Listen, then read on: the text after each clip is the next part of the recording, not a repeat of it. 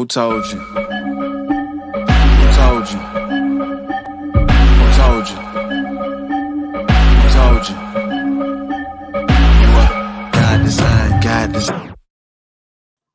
What's up, board buddies? What's going on with my Boerboel family? Welcome to the Boerboel Show, the exotic Boerboel Show, where we discuss the breed that we love, caring for them, maintaining them, promoting the breed in a positive way, and everything that we can do to make ourselves a better, healthier, happier family. I'm your host, Jordan Pittman with Exotic Boerboels. I hope everybody is doing well. We got a really exciting show, a special show for you guys today. We're going to be bringing in a special guest, a hot up-and-coming breeder in the game.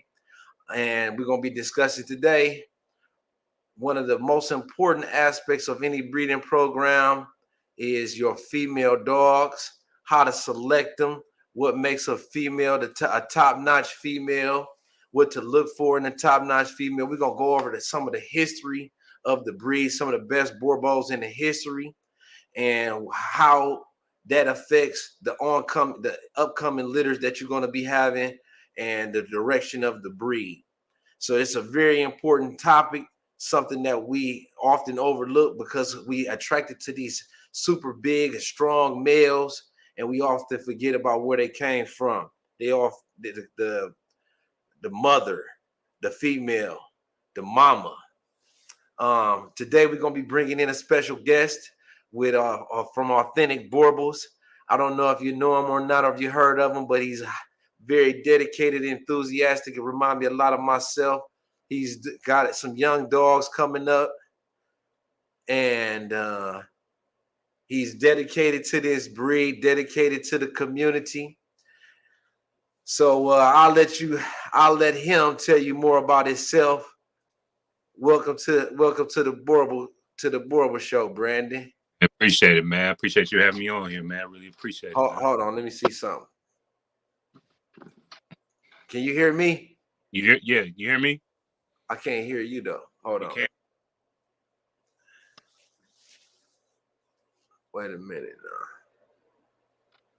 What's going on, Mr. Hobbs? Oh, let me see now. Yeah, can you hear me? Yeah, I can hear you. Can hear me? All right, say something now. You hear me now? I can't hear you at all. Hold on. Hey, you said you got unmuted. A little technical difficulties. Let me see.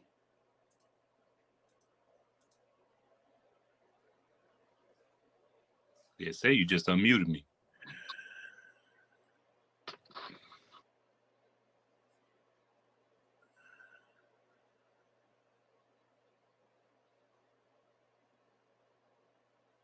Hold on 1 second, family.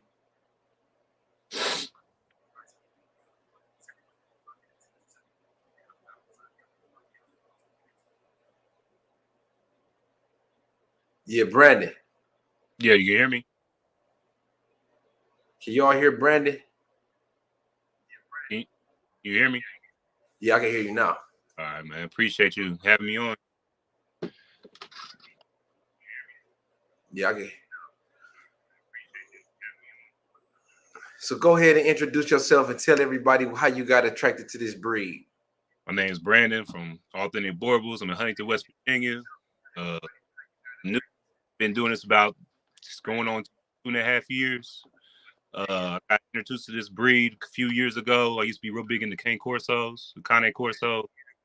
And then once I seen a Boerboel, I just fell in love with it. I was just head over heels with it. Became obsessed with it. Started researching, looking into them, shopping around. Found out about the Black Boerboel and just really fell even more deeper into love with it. Then I finally purchased my first dog from a Bonafide Boerboel, Cincinnati, Ohio. Then, after I got Karma and just seeing how the temperament was and how easy to train she was and how smart and big and as they grew, I couldn't contain myself. I had to just keep getting more, and I wanted to, get them out there, let other people enjoy what I did. So now I'm just, I'm got 8 dogs now in my program. Most of them are young. 6 of them are young. Well, 5 or younger pups, a year old. I have 3 over a year old, 3 females. I have 6 females total, and then we have 2 males. Then I also have 2 other dogs down with Authentic Boerboel South, which is ran by my brother. And yeah, that's pretty much. I'm really interested in learning. I talk to Jordan, pretty often. He's gave me a lot of game on things. We had to talk about everything. So, I'm excited about this.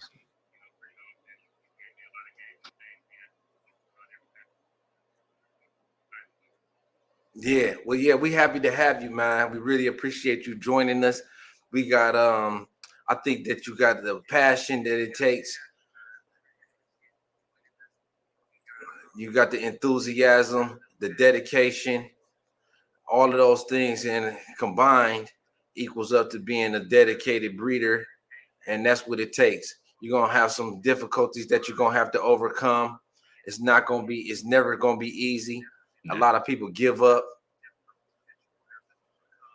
and I don't see that happening with you. I see you starting off strong. You got some good dogs. They obviously very well cared for. They loved, and that makes a lot. That's a good example for the future. And I want what's going on with my family. I want to, I just feel like, if it's anything that I could do to help and bring you along and do my best, I think that that's important for me to do as a senior breeder, being involved longer in the game. I wish that I had people that I could kind of call on. I had to learn a lot the hard way. I learned a lot through experience, through some trial and error, and it ended up costing me some time. And because of that, I feel like this. I always to put myself in other people's shoes, and knowing where I could have been, how far I could have gone with just a little bit of help, a little bit of assistance, makes all of the difference in the world. If I just had a little bit of one thing I did have a couple mentors. I don't want to forget about them. They definitely helped and brought me along. And when they did fill in, I just know that it made a big difference in the program and the outcome. So, I feel like one of the things that we don't want to do as breeders in this game is become exclusive and try to hide things. I think we got to share the wealth of information that we have of our experience and try to help. At the end of the day, the dogs are the ones that should come first. Man, if you consider yourself to be a breed enthusiast, somebody that cares about the Boerboel breed, and one thing, it's not necessarily a competition between us as breeders. We want to highlight and promote our breed amongst as all the other dog breeds that's that's available to the market, and why these Boerboels fit into our lifestyles the way that they do, everything that they have to offer. I feel like it's the ultimate dog breed. That's why I don't have any other breeds.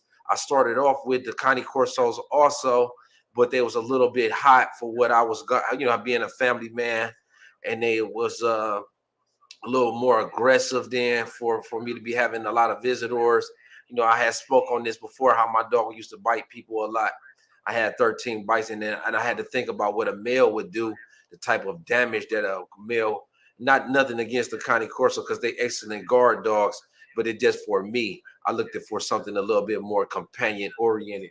So that's what led me to the Boerboel. And then Boerboel, I think I made the right decision at the end of the day, because this breed is very appealing, and it has everything that I'm looking for in my desires. It's strong, beautiful dogs, very athletic, and extremely intelligent. So we're gonna touch on. So what do you think is some of the hottest female Boerboels out right now? Like, if you had your choice to have the ultimate, any dog that you wanted, what is a female? Name one female that you would prefer to have your puppy from. Yeah, I like a lot of females from Elevation, opposed to Boerboels. Any of their females. I feel like a lot of their females over here have produced a lot of nice males. Also, Barbarian also has a lot of nice females.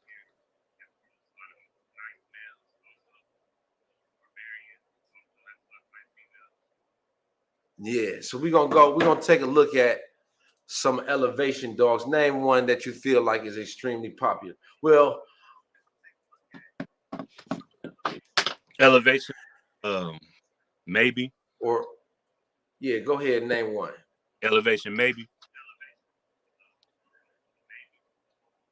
Produced, they bred her to again, Narco. Elevation, maybe. Let me see here. We're gonna get to elevation, maybe.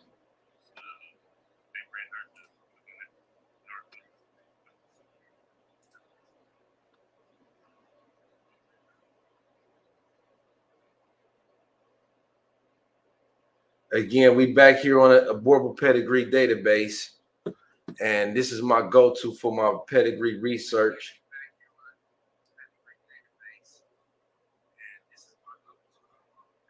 I don't see maybe.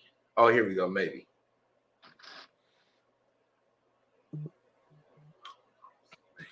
There. Yeah, maybe. So she's tightly bred to PZD Bastron 1. And I think that Bastron 1 is also the father of Groenberg Rambo, if I'm not mistaken, right? Yeah. Yep.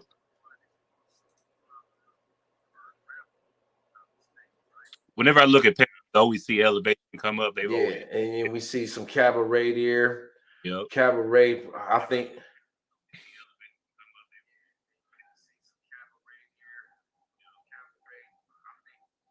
My fault, bro. I didn't mean to cut you off because my sound is lagging here in the lab. I pick up a little bit after you speak.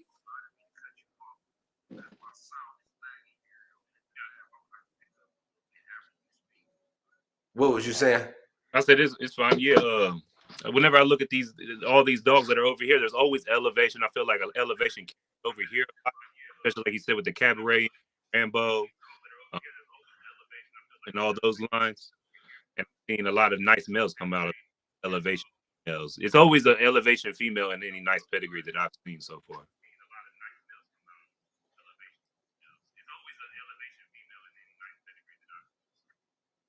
Yeah, so let's break this pedigree down a little bit. I'm gonna go back because we see these cabaret dogs here.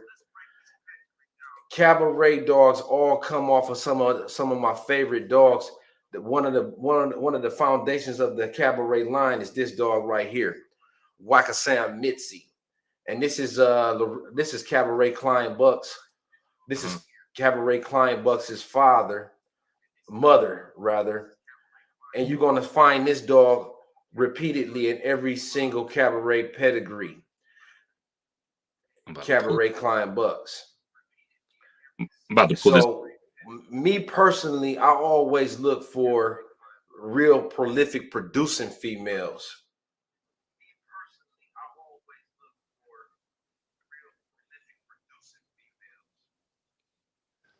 So, what would you say, though, bro? I said I'm bringing this up on my phone also so I can see it. It's a little small. Yeah.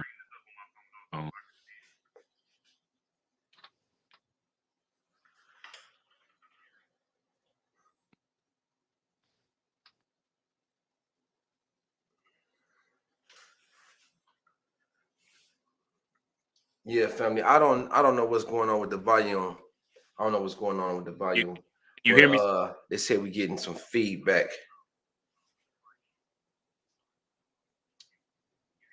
Yeah, I can hear you good though. Okay. Yeah, so Wakasam Missy is Cabaret Klein Bucks' mom. And that's gonna be in every of all of the cabaret dogs pedigrees. Yeah. Bring this up still. Here we go. So I feel like based off of what I can see from Wakasam Missy, I would go in to see how many offsprings that she had, who were some of the other offsprings that she produced, and I would kind of look and see what these dogs look like. Here's another dog that I feel like is very worth mentioning. It's Cabaret Monia. Monia is bred off of Maestro Trumpy. So again, we're looking to see what this dog was able to produce. I like to look at, did she go to other males. How did the puppies come up off of that dog? This dog is mentioned in my pedigree right here, 217 Tosca. She's gonna be in a lot of pedigrees, and you see that what they did was they took half brother sister mating, bred that to Monia to Cabaret Client Bucks to produce Tosca, and you see that she had quite a few offspring. This is a telltale sign of a good female. Cabaret 217 Tosca. Can you see that? Yeah. And you said you have that in one of your dogs' pedigrees? Which dog?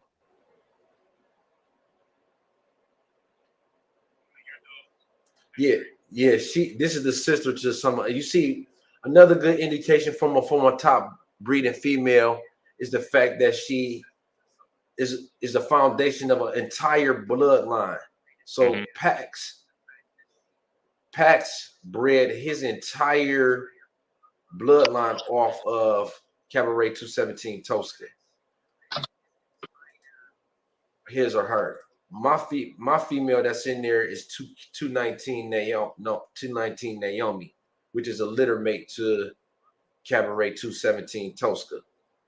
And then again, you see a gang of baiting dogs built his whole program off of this dog.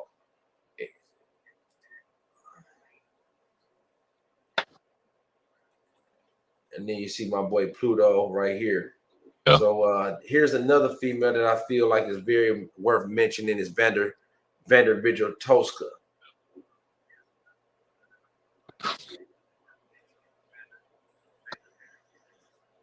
They made a whole bloodline. Marvel is Targus. Marvel is the foundation of Targus. And look at some of these dogs here. Marvel Dickies. We got Grassland, Bronto. I mean, these are very beautiful dogs. I like that one right there. I like her.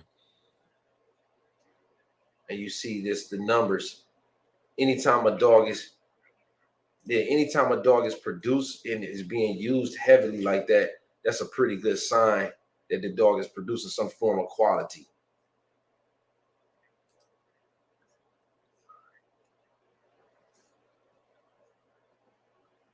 There we go again, Marvel Dickies.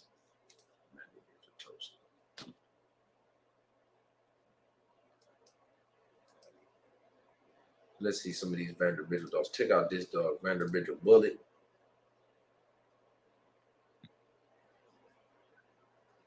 Yeah, she's very nice too. She looked like a deep red. She deeper. I can't see. Yeah, Dopper Boerboel, Leo Fluel. Yeah, this old school, man. Yeah. Yeah, that's a male. Mm-hmm.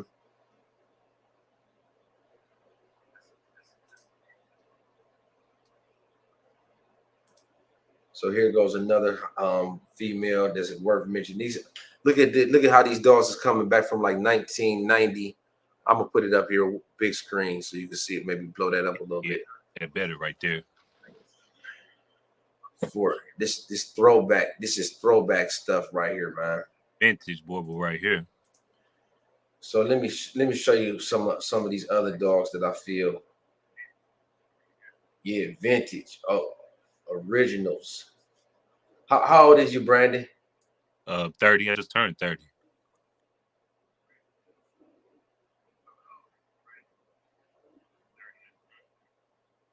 Yeah, some of these dogs as old as you. Yeah. How long did you say you've been doing? You've been doing Boerboels about 15 years, 15, 17 years, you said?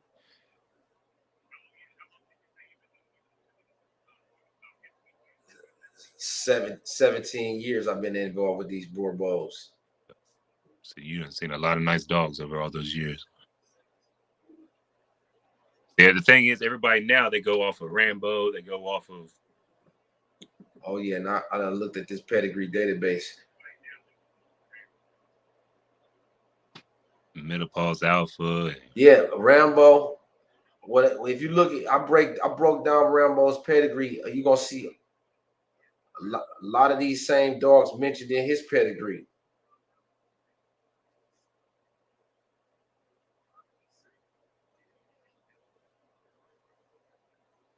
So let's see, Dopper.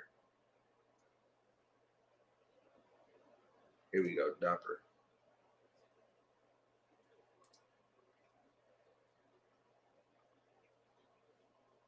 Dopper Nina is the dog that I'm looking for. Nandy, this dog is also one of the greats of the history of the breed. Bred the Corma Bucks to Dopper Nina. This bitch Nina, I think you can look at this. She's responsible for producing over 40 some offspring. Really good, really high, good production record. You got Dopper Madala there.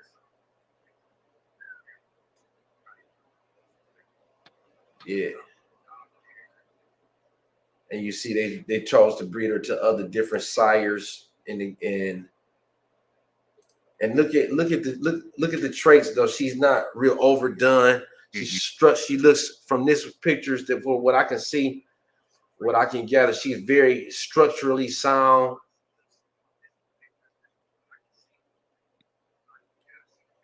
Not too bulky, not too much bone. I mean, you only can get so much from a pictures. Yeah. Because those are the most of the things you want in the dog, in the female at least. Right. Not too much bulk on her, not too much bone. Look at this boy. This is a Dopper Neat. Her son, Dopper Dominic. Very nice. Yeah, 1996. That's about when. Shoot, I was only a couple years old. So you see on just very different occasions that bitch was, yeah, you was just a baby back then.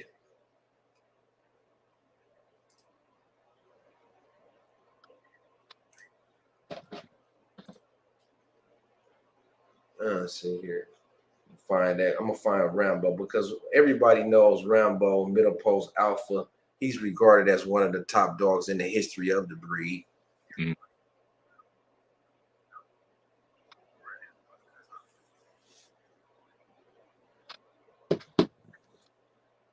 So let's see. That's a big dog everybody looks at in pedigrees. Rambo, Middle Post Alpha. This is a struggle. This is a struggle right here because I'm Spitzer, Ramcat, Takara Drifter. Yeah, Rambo, Middle Post Alpha. Oh yeah, Takara Drifter. I was definitely gonna touch on those Spitzer dogs.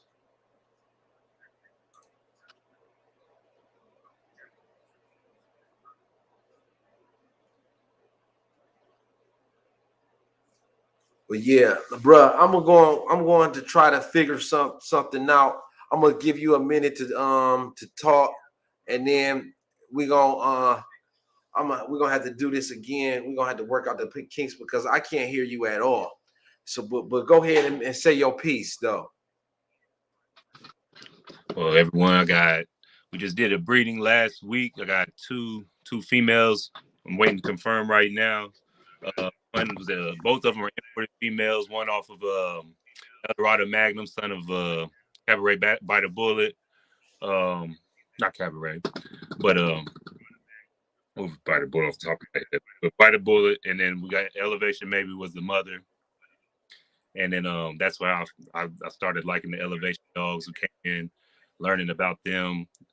Not as educated as Jordan, though. Jordan's been doing this a lot longer than me, so I'm still learning every day off of everything.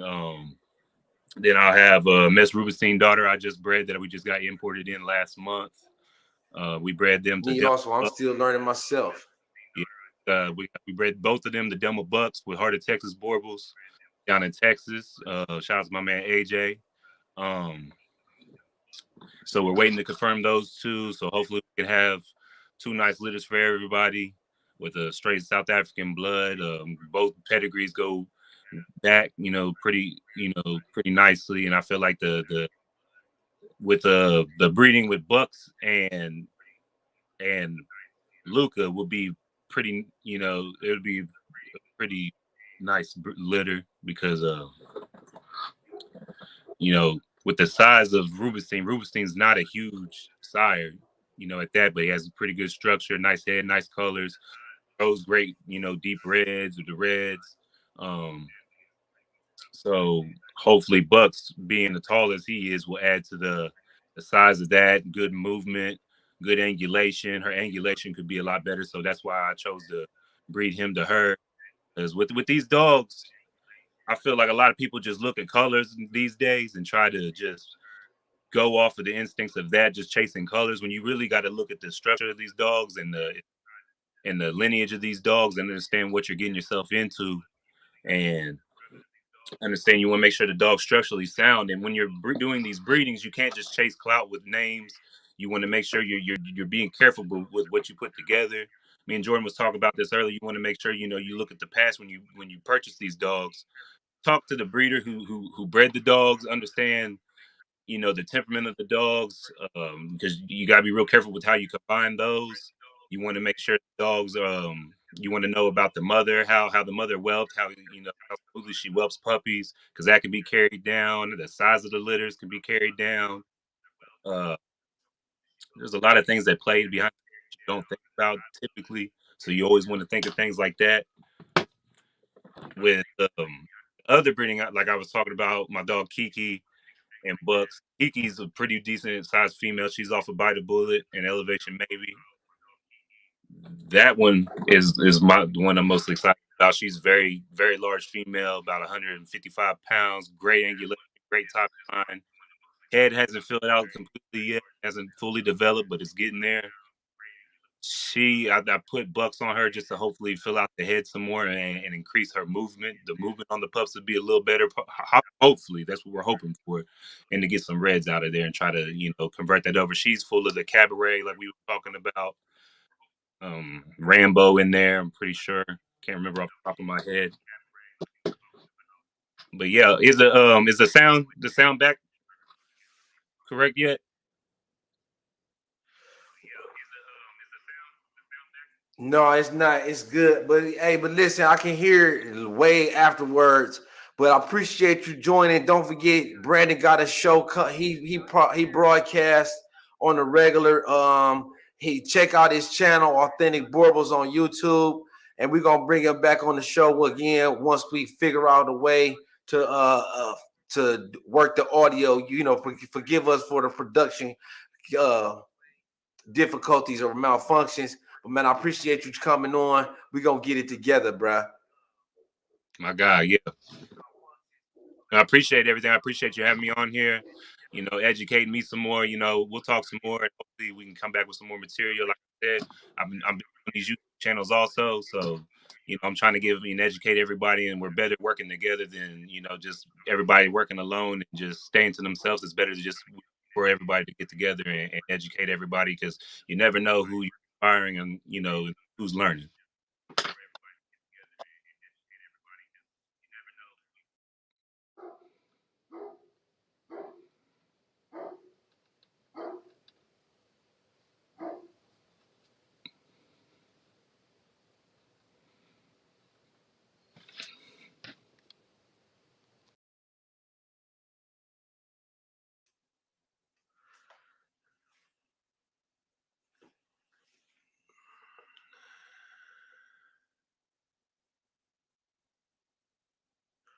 Well, yeah, that was Brandon, y'all. He had appreciate him for coming.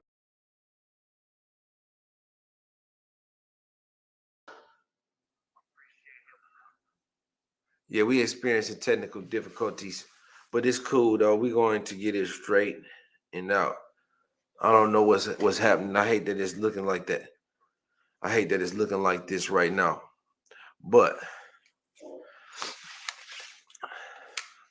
I'm still here.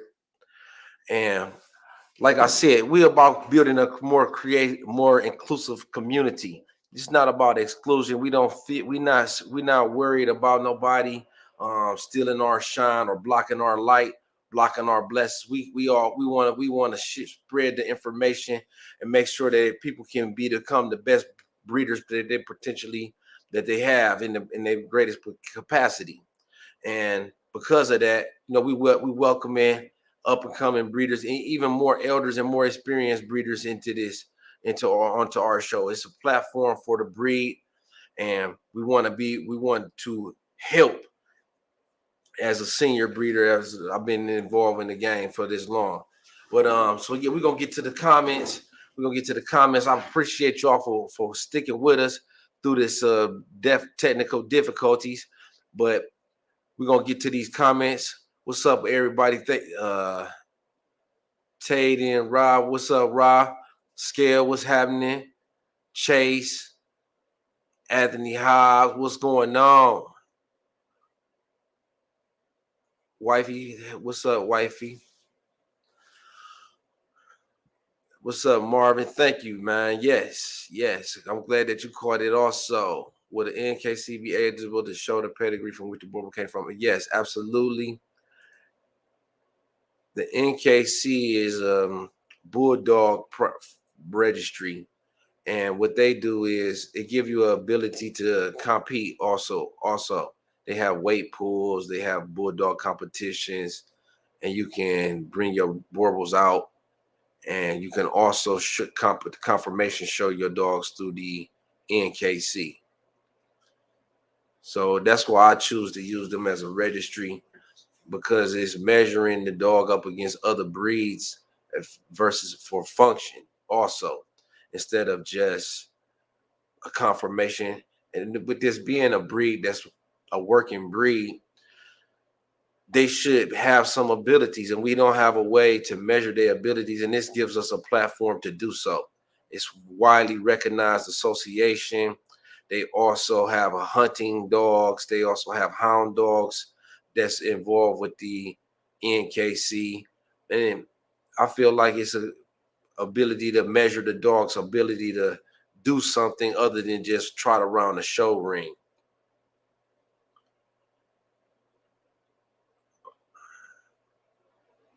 So let's get to the next question. Give me 1 second, y'all.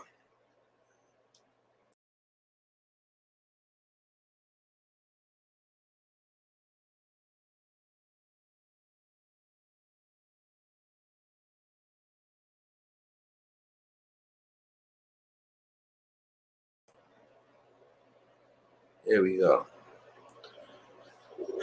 Now I feel a little bit better about that. But yeah, for sure. I'm happily. Let me see here. Let me adjust the light. Oh, there we go. Well, I guess we was having a little bit of lighting issues. But yeah, so back to the subject at hand. Your females. So y'all saw how I went back to that Boerboel pedigree database. We looking to find out, who is producing what. There's also another valuable database that is on the dog files. You can go to the dog files and they give you a chance to look at the pedigree upwards and laterally and vertically. What I mean by looking at analyzing a pedigree vertically, you're going to look at the brothers and the sisters. You're going to look at the aunts and the uncles, and laterally allow you to look at the sons and the daughters, the mothers and the fathers. But I feel like pedigree analysis is something that you got to really take into strong consideration, because you want to put yourself in position to produce some of the best dogs. So you got to know where they're coming from. What's up, family? What's up, Tim? What I get debating, should I get a boy or a girl? I would go with a girl first. If you got babies in the family, they're going to have natural nurturing abilities, nurturing instincts. So I feel like the girl is always the best.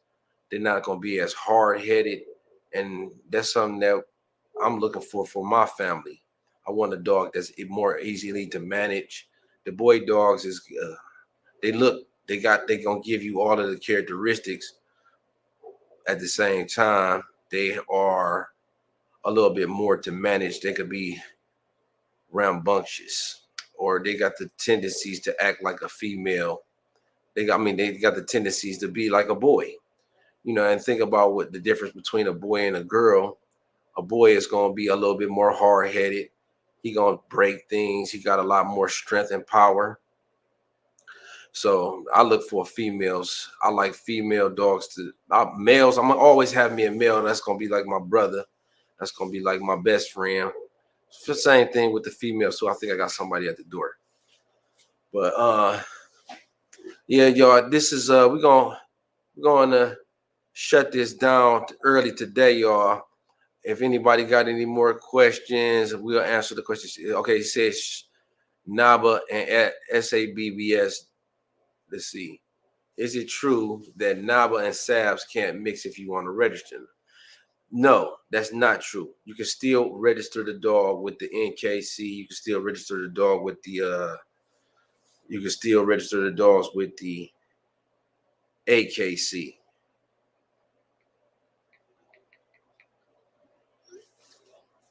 Okay, hold on one second, y'all. Enjoy this commercial break. Let me try to oh my goodness, I don't even have to be able to commercial break. But yeah, like I was saying, I'm not pushing pedigree registries. I feel like, I mean, my whole thing with the registries is you are documenting the dog's history, and I appreciate you for that. And that's the purpose that you serve. It's not about, other than that, what else are they? What else are they providing? If they're not measuring the dog's abilities, then what true service are you adding to the dogs? What value are you adding? A lot of times, people blame in working communities. They want to blame the registration for or the acceptance into like a group like the AKC. They blame. Hold on one second, y'all. Let me get the door. Hold on one second. Matter of fact, but yeah, I'm gonna take care of my business. Man, you gotta show us that dog, and we want to see more of that dog. But like I said, they just serve the purpose that they serve for a working dog is very minimum. They're not providing no platform for us to extend the longevity of the breed. They're not, and it's shown in other breeds. If we look at the history of other breeds, you'll see that they caused a rapid decline in several working breeds. A lot of working breeders don't like the fact that their dogs are accepted by the AKC because they're not measuring any value. They're not providing any true value to the working community. Yeah, I'm gonna come back on tomorrow. We'll be able to, we'll have some bugs worked out, because it's hard for me to concentrate with all of this buzzing, and I got somebody outside. I appreciate y'all though. I appreciate y'all for joining us. We're gonna catch up with y'all tomorrow. We're gonna do a better show. We're gonna pick up right where we left off. No rush, go and move dumb. Back and forth, push and shove. Make your peace and love turn to peace and gloves. Now you got a deal run up. No rush, go and move dumb. Back and forth, push and shove. Make your peace and love turn to peace and now you got a deal run up.